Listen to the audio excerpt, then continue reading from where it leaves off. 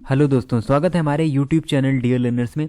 और आज की क्लास में हम लोग पढ़ेंगे एक इम्पॉर्टेंट टॉपिक के बारे में। और जैसा कि कल की क्लास में हम लोगों ने पढ़ा था पक्षियों के बारे में, यानी जो ईवीएस सेक्शन है हमारा पेपर 1 के अंदर पूछा जाने वाला, उसके जो टॉपिक हैं उनको हम कवर कर रहे हैं। कई सारे जो प्रीवियस ईयर क्वेश्चन हैं उनसे रिलेटेड क्लासेस भी आपको हमारे चैनल पर मिलेगी, तो वो भी आप देख सकते हैं।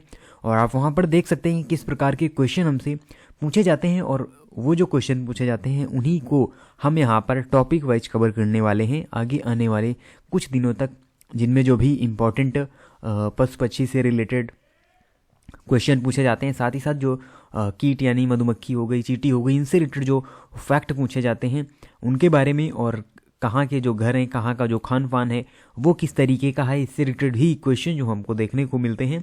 तो हम इसी प्रकार से इन सभी टॉपिक को कवर करते हुए चलेंगे। तो इसी कड़ी में जो आज का हमारा टॉपिक है वो है पशुओं की विशेषताएं एवं महत्वपूर्ण तथ्य।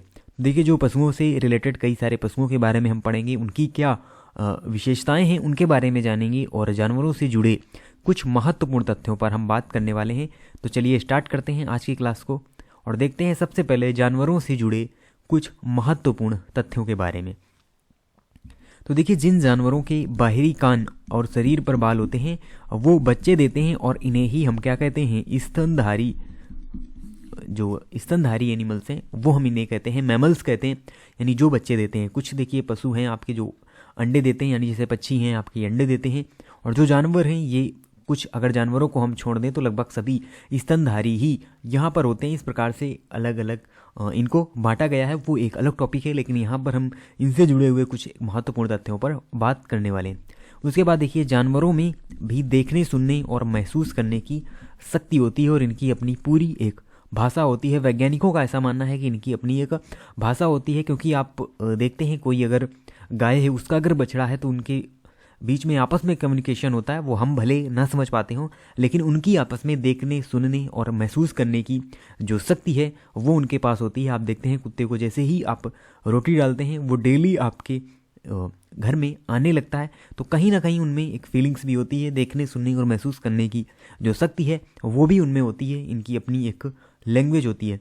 उसके बाद रात में जागने वाले जानवर हर चीज़ को काला और सफ़ेद देखते हैं, यानी जिस प्रकार से हम रात में भी जो कलरफुल चीज़ें हैं उनको देख सकते हैं, लेकिन जानवरों में ऐसा नहीं होता। इनको रात में सभी चीज़ें पूरी तरीके से ब्लैक एंड वाइट दिखाई देती हैं, यानी काली और सफ़ेद ही इनको नज़र आता है, कोई भी कलर हो रात में।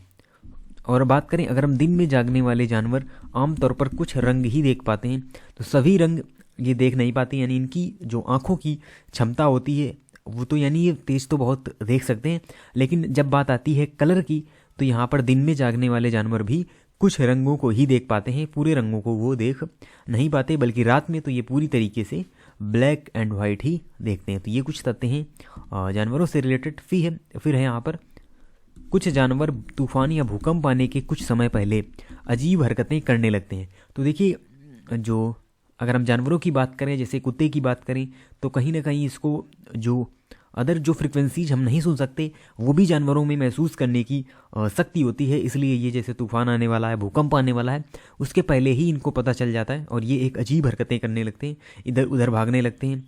इस प्रकार से जब इनकी हरकतें होती हैं तो जो जंगल में रहने वाले लोग होते हैं वो समझ जाते हैं कि कुछ ना कुछ बुरा होने वाला है।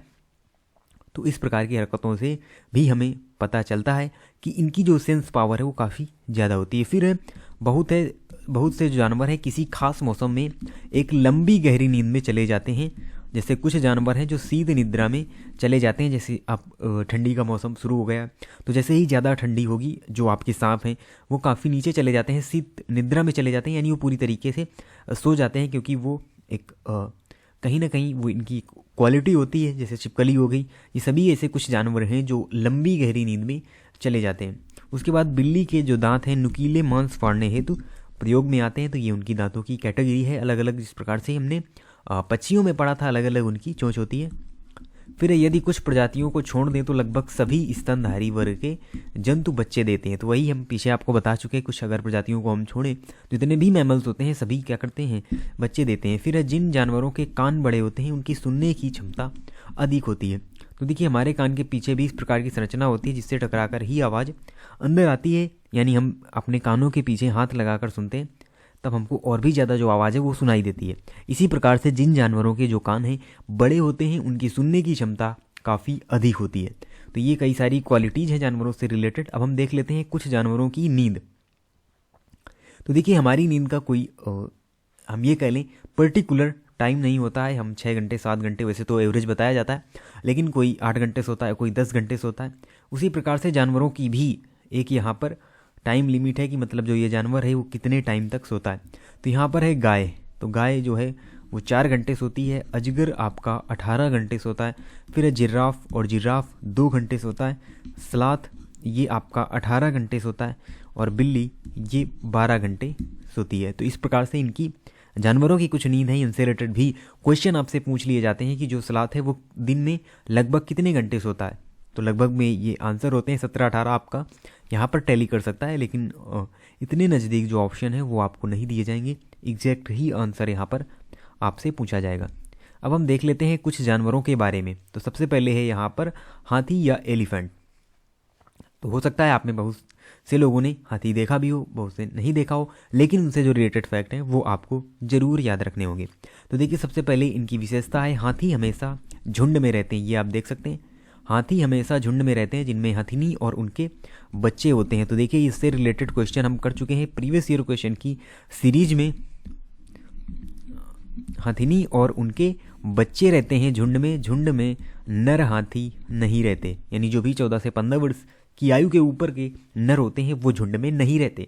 तो ये आपको यहाँ पर याद रखना है, क्योंकि 4 फैक्ट आपको हाथी से रिलेटेड दे दिए जाएंगे और पूछा जाएगा ए बी सही है, ए बी सी सही है या ए बी सी डी चारों सही है। इस प्रकार से ये जो सारे फैक्ट हैं आपको याद रहने चाहिए कि हाथी हमेशा झुंड में रहते हैं और हथिनी पूरे झुंड की नेता होती है। यानी जो मादा सबसे बुजुर्ग, अगर हम कहें सबसे बड़ी जो मादा हथिनी होगी वो यहाँ पर झुंड की मुखिया होती है। तो ये भी एक इम्पॉर्टेंट पॉइंट है इससे रिलेटेड।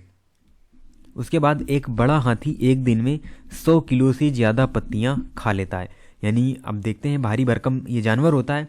सबसे बड़ा अगर हम स्तनधारी कहें स्थल पर तो यही है। वैसे तो हम व्हेल को कहते हैं सबसे बड़ा स्तनधारी, लेकिन यहाँ पर अगर स्थल की बात करें तो सबसे बड़ा जानवर यही है, हमारा हाथी है। फिर 100 किलो से ज़्यादा पत्तियाँ खा लेता है। और फिर उसके बाद 10 से 12 हाथी व बच्चे एक झुंड में रहते हैं। तो ये भी आपको याद रखना है। ऐसा नहीं कि इनका झुंड बहुत बड़ा होता हो, 30 से 40 हाथी रहते हो, ऐसा बिल्कुल भी नहीं होता। 10 से 12 हाथी लगभग सीमित इनकी संख्या होती है, वह एक झुंड में रहते हैं। फिर हाथी 14 से 15 साल की आयु तक झुंड में रहते हैं।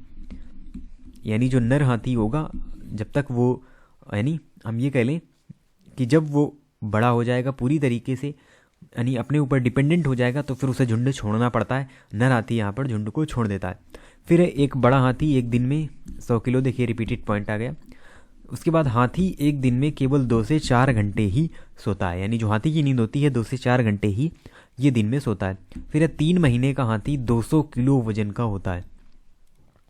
यानी जब हाथी का बच्चा पैदा होता है तब भी उसका काफ़ी वजन होता है, लेकिन 3 महीने का हाथी अगर हम एवरेज लें तो ये 200 किलो वजन का लगभग होता है। उसके अलावा फिर है हाथी को केले बहुत पसंद है। उसके अलावा नहाना भी बहुत पसंद है।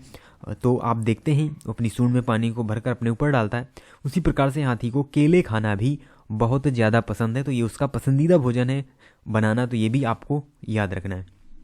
तो इस प्रकार से इतने सारे फैक्ट हैं हाथी से रिलेटेड। अब आता है बाघ। देखिए बाघ के बारे में भी कई सारे फैक्ट या कई बार क्वेश्चन पूछा जा चुका है, और ये जो क्वेश्चन है ये आपका एज इट इज़ ये पॉइंट पूछा गया है कि बाघ के दोनों ओर, यानी किस जानवर के दोनों कान बाहर की ओर आवाज़ इकट्ठा करने के लिए अलग अलग दिशाओं में बहुत ज़्यादा घूम जाते हैं। तो इसी पॉइंट से क्वेश्चन पूछा गया था और आपको जानवर का नाम बताना था, तो वो है यहाँ पर बाघ। फिर है उसके बाद अगर हम बात करें तो बाघ अंधेरे में मनुष्य से 6 गुना बेहतर देख सकता है। यानी जो इसकी अंधेरे में देखने की क्षमता होती है वो मनुष्य से 6 गुना बेहतर होती है, 6 गुना तेज ये देख सकता है। यानी रात में भी ये अपना शिकार करता है। उसके अलावा इसकी जो स्पीड होती है वो तो ऑब्वियसली बहुत ज़्यादा होती है। यानी ये शिकार का पीछा करते हुए पूरी तरीके से बहुत तेज वेग से उसके पीछे भागता है। फिर है बाघ के गुर्राने की जो आवाज़ है वो 3 किलोमीटर दूर तक सुनी जा सकती है। इतनी ज़्यादा इसमें फ्रिक्वेंसी होती है, तेज़ी होती है कि बाघ के गुर्राने की आवाज़ 3 किलोमीटर दूर तक सुनी जा सकती है। उसके अलावा बाघ हवा से पत्तों के हिलने और शिकार की झाड़ियों में हिलने से हुई आवाज़ के अंतर को तुरंत भाप लेता है। तो देखिए ये एक स्पेशल पावर है जो बाघ के पास होती है। यानी आप अगर कोई आवाज़ सुनते हैं जो पत्तों के हिलने से है या किसी जानवर आदि के झाड़ियों में हिलने से है, तो आपको वो सेम लगेगी। आप ये नहीं बता पाएंगे कि ये किसकी आवाज़ है, लेकिन बाघ के पास ये शक्ति होती है, या हम ये कह लें उसके पास ये पावर होती है कि वो तुरंत इस चीज़ को भांप लेता है कि वो पत्तों के हिलने की आवाज़ है या शिकार की झाड़ियों में हिलने की आवाज़ है। उसके बाद जो बाघ की मूंछें होती हैं हवा में हुए कंपन को भांप लेती हैं, जिससे उसे शिकार की सही स्थिति का पता लगता है। यानी जो उसका शिकार का निर्धारण होता है वो बहुत ही अच्छी तरीके से वो करता है, क्योंकि उसकी जो मूंछें होती हैं उसको मदद करती हैं हवा में हुए कंपन से वो इस चीज़ को भांप लेता है। फिर बाघ अपने इलाके का जो निर्धारण है वो मूत्र द्वारा करते हैं। तो ये इनके इलाके का निर्धारण होता है। फिर दूसरा बाघ जब आता है वो ये मतलब उसको ये पता चल जाता है कि इस एरिया में कोई ना कोई बाघ है। इस प्रकार से वो अपने एरिया का निर्धारण करते हैं, अपने इलाके का निर्धारण करते हैं। अगला यहाँ पर जानवर है स्लॉथ, और स्लॉथ जिसे कि सबसे आलसी जानवर भी कहा जाता है। तो ये देखिए क्या होता है, स्लॉथ दिखने में भालू की तरह होते हैं और यह भालू से अलग होते हैं। आप देख सकते हैं इस प्रकार से कहीं ना कहीं जो बनावट है वो भालू की तरीके से है, लेकिन ये भालू से पूरी तरीके से डिफरेंट होते हैं।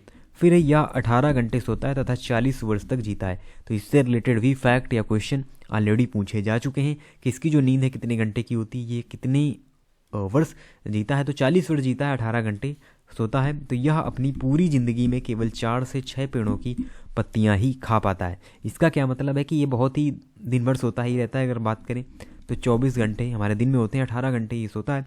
उसके अलावा ये उसी पेड़ की, जिस पेड़ में ये रहता है उसी पेड़ की पत्तियां खाता रहता है, और जब उस पेड़ की पत्तियां खत्म हो जाती हैं तब ये दूसरे पेड़ में जाता है। यानी पूरे जीवन काल में 40 वर्ष में अगर हम बात करें तो 4 से 6 पेड़ों की पत्तियां ही ये पूरी तरीके से खा पाता है। अगला है यहाँ पर जो हमारा जानवर वो है लंगूर। और लंगूर जो कि आमतौर पर आप सभी ने देखा होगा, आपके घरों में आते रहते हैं। तो जंगल में ऊंचे पेड़ पर बैठा लंगूर अपने पास मुसीबत को देखकर एक खास आवाज़ निकालकर अपने साथियों को संदेश देता है। तो आपने भी सुनी होगी ये आवाज़। कई सारे बंदर जो हैं वो एक जगह इकट्ठा हो जाते हैं, लंगूर इकट्ठा हो जाते हैं। तो ये एक इनकी विशेष प्रकार की आवाज़ होती है जो किसी इमरजेंसी के टाइम इस लंगूर के द्वारा यहाँ पर निकाली जाती है। तो ये भी हमारा जानवर हो गया। फिर है आगे गिलहरी। देखिए गिलहरी के बारे में भी क्वेश्चन पूछा जा चुका है कि कौन सा ऐसा जानवर है जिसके दांत हमेशा बढ़ते रहते हैं। तो आपको याद रखना है ये है गिलहरी। गिलहरी के जो दांत होते हैं हमेशा बढ़ते रहते हैं, लेकिन घिसने और कुतरने से छोटे हो जाते हैं। यानी समय पर जब यानी खाने आदि में घिसने और कुतरने से ये छोटे रहते हैं। अगर हमेशा बढ़ते ही रहे तो ये कहीं ना कहीं तो बहुत ज़्यादा प्रॉब्लम हो जाएगी। इसलिए क्या होता है, इनमें एक बैलेंस होता है, घिसने और कुतरने से छोटे होते रहते हैं और हमेशा बढ़ते रहते हैं। तो ये भी फैक्ट आपको इससे रिलेटेड याद रखना है, गिलहरी जानवर से रिलेटेड याद रखना है। तो ये एक ही फैक्ट है जो कि पूछा जा चुका है प्रीवियस ईयर, इसीलिए हमने इसको यहाँ पर शामिल किया है। तो देखिए ये हमारे हो गए जानवर जो कुछ इंपॉर्टेंट थे। तो अभी तक हम जो बर्ड से इम्पॉर्टेंट और उनके नेस्ट यानी कि जो घोंसले थे, बर्ड के जो आवाज़ थे, कल की क्लास में हमने पढ़ा था। उसके बाद आज हमने पढ़ा जो भी जानवर हैं, जंतु हैं, एनिमल्स हैं, उनके बारे में पढ़ा। अब देखिए हमारा जो यहाँ पर टॉपिक बचता है, इनमें अगर हम बात करें तो अब टॉपिक बचता है कुछ कीट एंड रेप्टाइल्स। कीट एंड रेप्टाइल्स का, जिनमें आपका जैसे हमको अभी पढ़ना है सांप के बारे में रिलेटेड फैक्ट पूछे जाते हैं, केचुआ के बारे में फैक्ट पूछे जाते हैं। फिर है यहाँ पर मधुमक्खी से रिलेटेड और चींटी से रिलेटेड और रेशम कीट से रिलेटेड। तो इतने सारे जो हमारे टॉपिक हैं ये बचे हुए हैं। तो इनको भी हम एक अलग क्लास में कवर करेंगे, जिसमें आपके रेप्टाइल्स और कीट पतंगे होंगे। यानी जो कीट का मतलब जो मधुमक्खी है, चींटी है, रेशम कीट है, इनसे भी कई सारे क्वेश्चन पूछे जाते हैं। तो इनको भी हम अलग क्लास में कवर करेंगे। दिन फिर हम जो घर से रिलेटेड क्वेश्चन पूछे जाते हैं और कहाँ का क्या व्यंजन है उससे रिलेटेड क्वेश्चन पूछे जाते हैं, उनको भी कवर करेंगे। तो इस प्रकार से ये टॉपिक वाइज जो हमारी सीरीज है वो चलती रहेगी और फिर से हम यहाँ पर कुछ प्रीवियस ईयर क्वेश्चन को करेंगे। तो आप इसी तरीके से चैनल से जुड़े रहें। और इसकी जो PDF है, कल की PDF आपको मिल चुकी होगी। इसकी जो PDF है आप यहाँ पर डिस्क्रिप्शन में लिंक होगा टेलीग्राम चैनल का, वहाँ से आप डियर लर्नर्स टेलीग्राम चैनल पर इस PDF को प्राप्त कर सकते हैं। तो वहाँ से आप इस PDF को बाद में पढ़ भी सकते हैं, रिवाइज कर सकते हैं आज से। वैसे तो हमने आपको कई सारे फैक्ट बताए। तो आप इसी तरीके से चैनल से जुड़े रहें। मिलते हैं आपसे नेक्स्ट वीडियो में न्यू इंपॉर्टेंट टॉपिक के साथ, और तब तक के लिए धन्यवाद।